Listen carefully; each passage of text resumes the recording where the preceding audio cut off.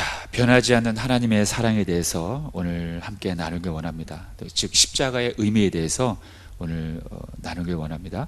오늘 본문에 보니까 예수님이 이렇게 말씀하십니다. 모세가 광야에서 뱀을 든 것처럼, 이렇게 얘기합니다.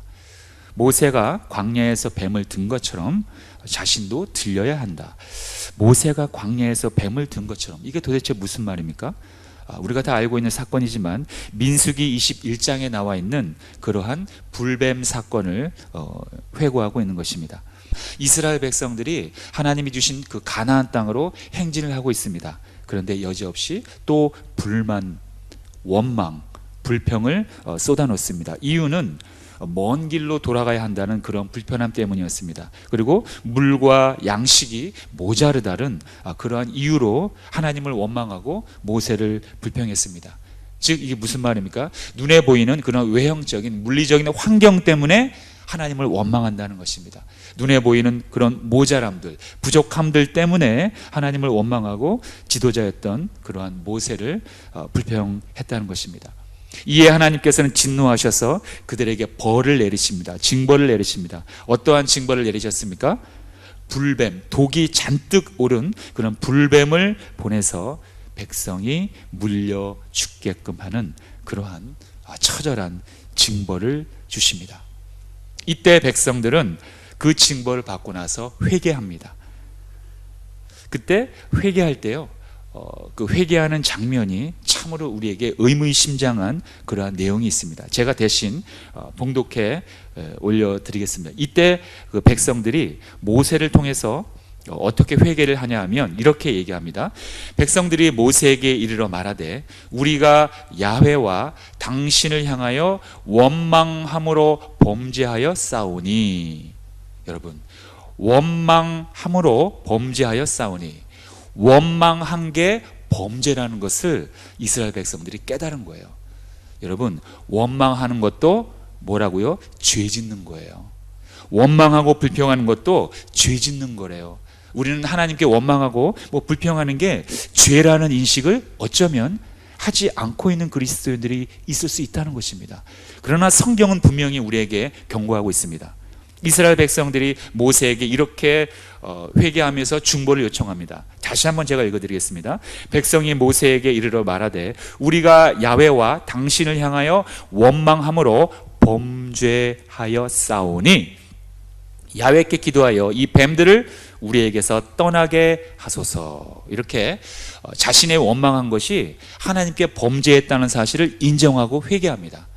여러분, 하나님을 원망하고 불평을 늘어놨다면 그것은 그냥 단순한 우리의 어떤 투덜거림, 어떤 변명거리가 아니라 죄를 지은 거예요. 꼭 명심하시기 바랍니다. 그래서 이스라엘 백성들은 중보를 요청합니다. 이 뱀들을 우리에게서 떠나가게 해달라고 모세에게 중보를 요청합니다. 우리가 조금 전에 하나님을 원망했습니다. 당신을 원망했습니다. 하나님이 이제껏 우리가 여기까지 오기까지 엄청난 초자연적인 그런 은혜를 주셨음에도 불구하고 우리가 그 은혜를 기억하지 못하고 다 잊어버리고 눈에 보이는 그런 불편함 때문에 하나님을 원망하고 불평하고 이렇게 우리가 범죄하였습니다. 죄를 지었습니다. 이렇게 회개하옵나니 이 눈에 보이는 저 죽어가는 사람들 있지 않습니까? 뱀에 물려서 우리 죽어가는 사람들 있지 않습니까? 부디 하나님한테 중보기도 해주셔서 우리를 살려주세요. 이렇게 이스라엘 백성들이 회개함과 동시에 모세를 통해서 중보를 요청하는 장면이 민수기 21장에 나옵니다. 이때 하나님께서는 모세에게 이렇게 명령하십니다. 뱀을 만들어, 불뱀을 만들어서 구리로, 노뱀이라고 하죠. 구리로 뱀 모양을 만들어서 장대 위에 매달아라. 그리고 그 장대 위에 매달린 뱀을 보는 사람들은 살아날 것이다. 이렇게 말씀하시는 겁니다. 그런데 예수님께서는 오늘 바로 이 사건을 회고하는 겁니다. 이 말은 즉 예수님이 장차 일어날 십자가 사건을 예고하고 하신 말씀이라는 것입니다. 예수님께서도 십자가의 나무에 달려서 들렸습니다. 바로 그 사건을 예표하고 있는 사건이 이미 민수기에서 하나님은 보여주셨다는 것입니다. 십자가의 첫 번째 의미가 무엇인가? 그것은 바로 십자가는 고통이라는 것입니다.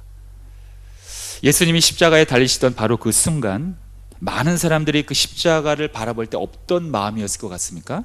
바로 고통의 마음이었습니다. 예수님을 십자가에 처형시켰던 로마 병사들도, 그리고 기회가 있을 때마다 예수님을 모함하고 죽이려 했던 유대 종교 지도자들, 그리고 눈물을 흘리며 예수님을 끝까지 지켜본 여인들, 그리고 십자가에 달린 예수님을 멀리서 숨어서 바라보는 예수님의 제자들, 이들에게 있어서 십자가를 바라보는 시각은 한마디로 뭐였을까요? 아픔이고 고통이었다는 거예요. 특히 오늘 읽은 말씀 14절에 봤을 때 예수님은 자신이 들려 올려질 것이라고 말씀하셨는데, 이것은 자신이 십자가에 매달려서 처절하게 고통당할 것이라는 것을 말씀하고 있는 것입니다.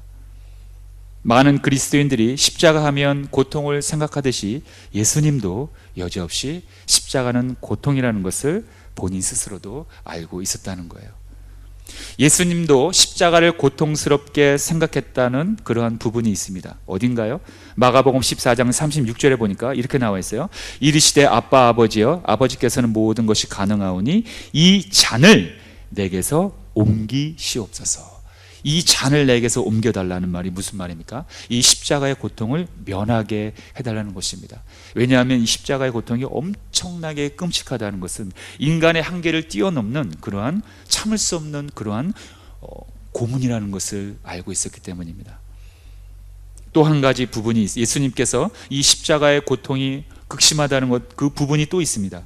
마가복음 15장 34절에 보니까 제9시에 예수께서 크게 소리질러 이르되 엘리 엘리 라마 사박다니 하시니 이를 번역하면 나의 하나님 나의 하나님 어찌하여 나를 버리셨나이까.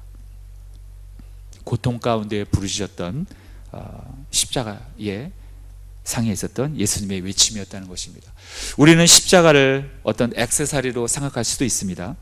또는 마음의 평안으로 생각할 수도 있습니다. 다 맞는 말입니다만, 첫 번째로 십자가의 의미가 있다면 그것은 여지없이 고통을 피할 수가 없다는 것입니다. 고통이라는 것입니다. 고난이라는 것입니다. 예수님에게조차도 십자가는 고통이었습니다. 그거는 정말로 피할 수 없는 하나님이 내려주신 그러한 형벌이었다는 것입니다. 예수님도 피할 수 없는 그 길, 예수님조차도 수긍할 수밖에 없었던 그것은 바로 십자가의 고통이었다는 것입니다. 아주 단순한 고통이 아닌 몸을 찢어서, 아주 살을 찢어서 예수님조차도 이 잔을 내게서 옮겨달라고 했을 정도로 인간으로서는 견딜 수 없는 그러한, 상상할 수도 없는 그러한 고난의 고통이었다는 것입니다. 자, 십자가란 무엇인가? 십자가는 말할 수 없는 고통이다. 이것이 바로 십자가의 첫 번째 의미입니다. 그렇다면 십자가의 두 번째 의미는 무엇입니까? 십자가는 고통이지만 우리를 향한 하나님의 사랑이다. 대단한 역설입니다. 십자가는 고통이라고 했습니다. 그렇지만 십자가는 우리를 향한 하나님의 사랑이다. 이것이 바로 십자가에 대한 두 번째 의미인 것입니다.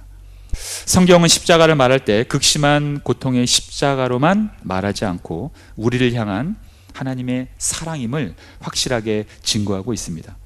오늘 읽은 요한복음 3장 16절이죠. 하나님이 세상을 이처럼 사랑하사 독생자를 주셨으니 이는 그를 믿는 자마다 멸망하지 않고 영생을 얻게 하려 하심이라.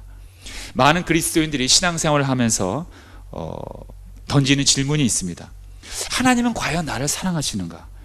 과연 나를 사랑하신다면 지금 나의 이 모습은 무엇인가?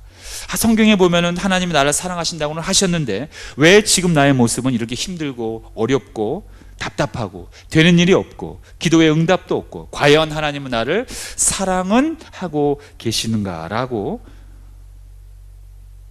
우리는 늘 의문을 던지고 때로는 원망하고 불평을 하게 됩니다. 과연 하나님이 나를 사랑하고 계시는지, 자신의 형편과 되는 일들을 보면서 하나님의 사랑을 판단한다는 거예요.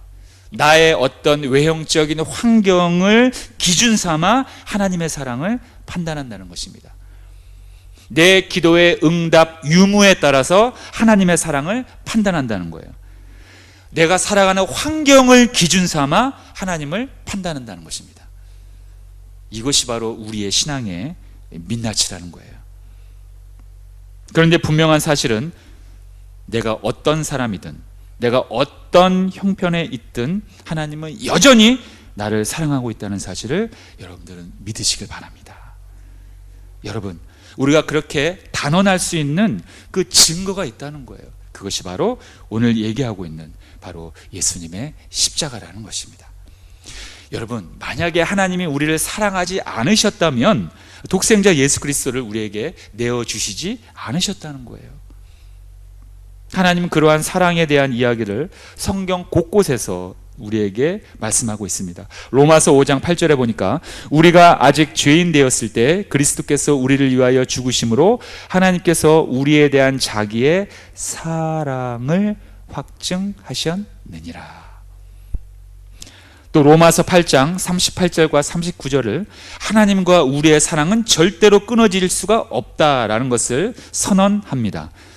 내가 확신하노니 사망이나 생명이나 천사들이나 권세자들이나 현재일이나 장래일이나 능력이나 높음이나 기쁨이나 다른 어떤 피조물이라도 우리를 우리 주 그리스도 예수 안에 있는 하나님의 사랑에서 끊을 수 없으리라, 이렇게 말씀하고 있습니다.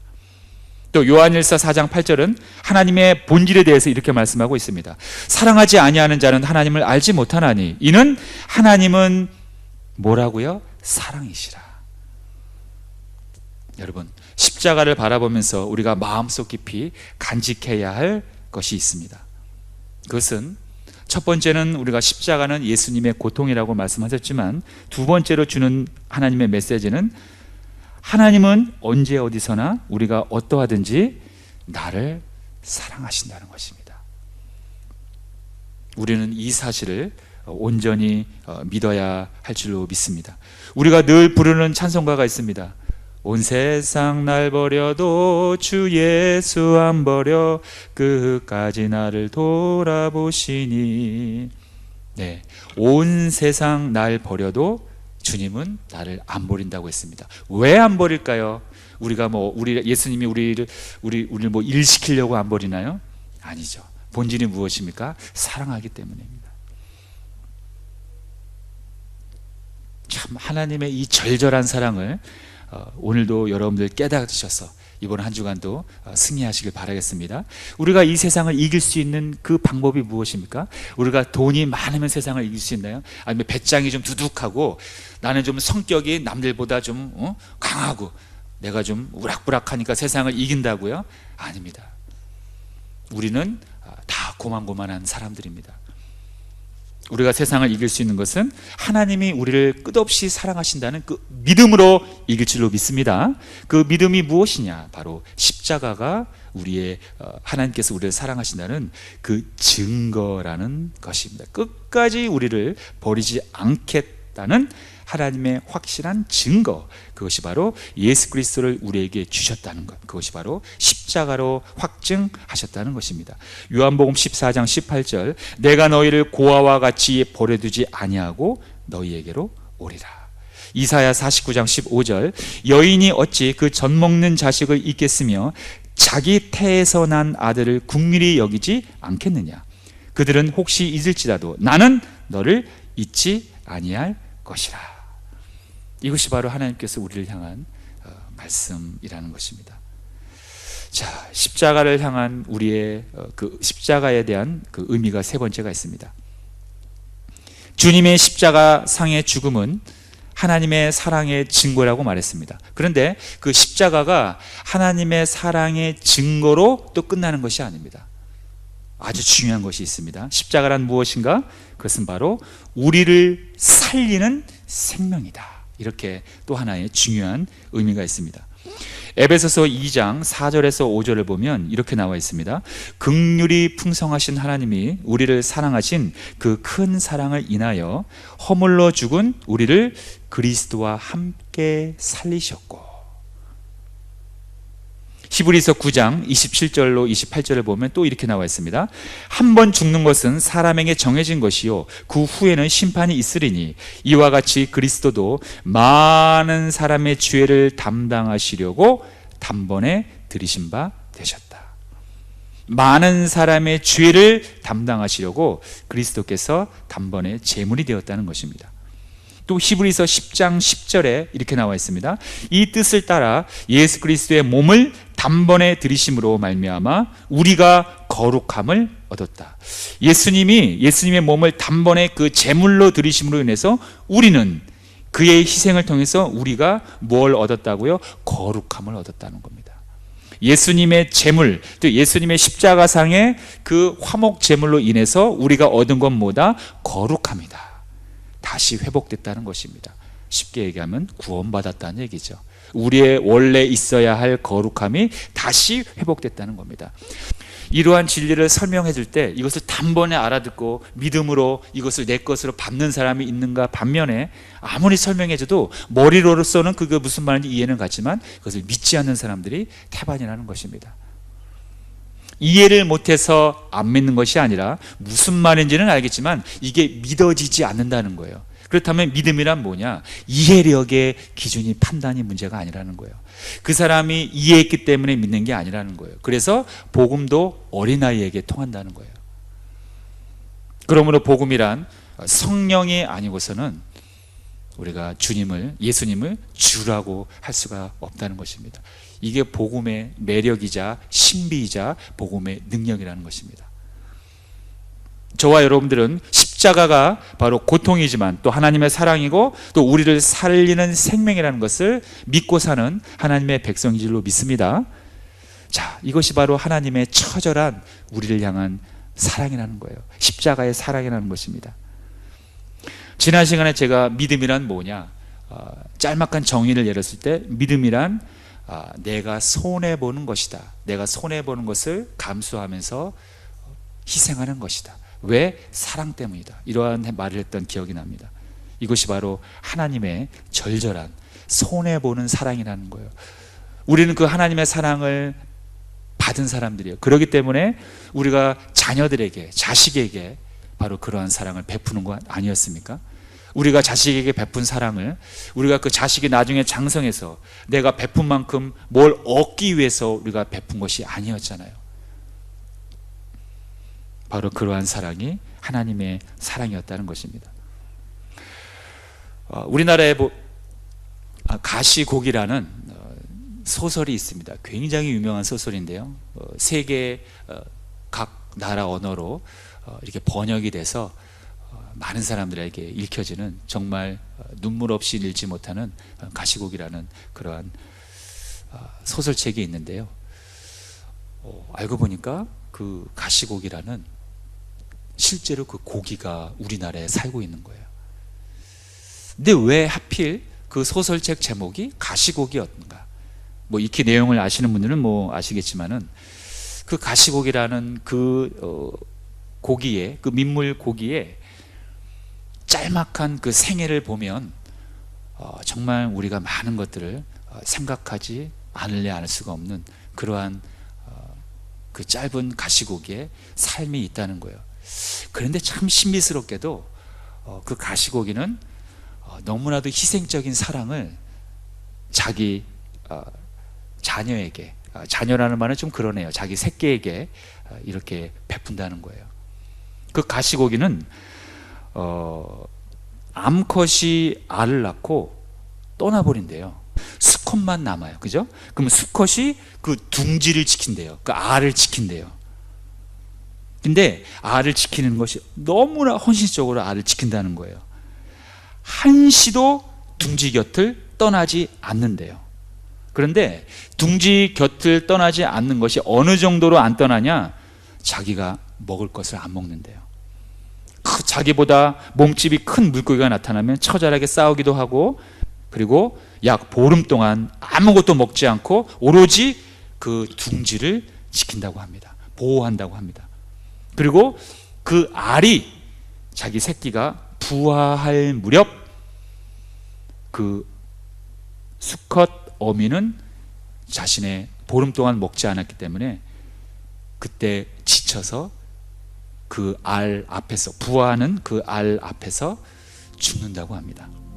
그러면 갓 태어난 그 새끼 가시고기는 그 옆에서 죽어있는 자기 아버지의 몸을 뜯어먹고 성장한다고 합니다. 이것이 바로 가시고기의 일생이라는 거예요. 마지막 죽어가면서 죽는 순간까지도 자기 새끼를 위해서 자기 몸을 내어주는 그러한 가시고기. 자기는 죽고 새끼는 살리는, 정말로 가만히 묵상해 보면 정말 눈물겨운 그러한 사랑이라는 거예요. 물론 한낱 작은 그러한 짐승이라고 하면 물고기지만, 그 물고기의 부성애지만은 정말 그것을 통해서 우리가 많은 것을 깨달을 수가 있다는 거예요. 하나님의 사랑을 깨달을 수가 있다는 것입니다. 하나님의 십자가의 사랑을 깨달을 수가 있다는 거예요. 우리를 살리기 위해서는 하나님 스스로가 이 땅에 와서 자기 몸을 뜯어먹게끔 했다는 거예요. 즉 하나님께서 친히 이 땅에 오셔서 스스로 제물이 되어 주셔서 우리의 죄를 솎아 주셨다. 이것이 바로 하나님의 사랑이라는 것입니다.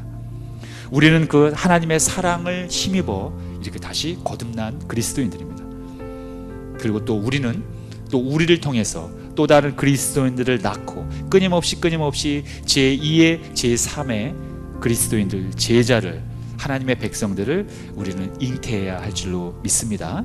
그러기 위해서는 바로 이 가시고기처럼 끊임없는 그러한 조건 없는, 대가성 없는 그러한 헌신과 희생이 필요하다는 것입니다. 처음부터 대가를 바라고 선을 베푸는 것, 처음부터 어떤 뭘 바라고 선을 베푸는 것, 이미 그것은 하나님의 사랑이 아니라 세상적인 사랑, 세상적인 선이라는 것입니다. 우리는 그런 세상이 추구하는 선과 세상이 추구하는 사랑과는 본질적으로 다르다는 것입니다. 하나님은 우리에게 뭘 얻기 위해서 자신 스스로가 이 땅에 내려오신 것이 아닙니다. 하나님은 오직 우리를 끊임없이 사랑하시는 바로 그러한 하나님의 사랑 때문에 이 땅에 내려오셨고 우리를 살려내셨다는 것입니다. 바로 이 사랑을 통해서 여러분들이 이 세상을 승리하며 살아가기를 주님의 이름으로 축원드립니다.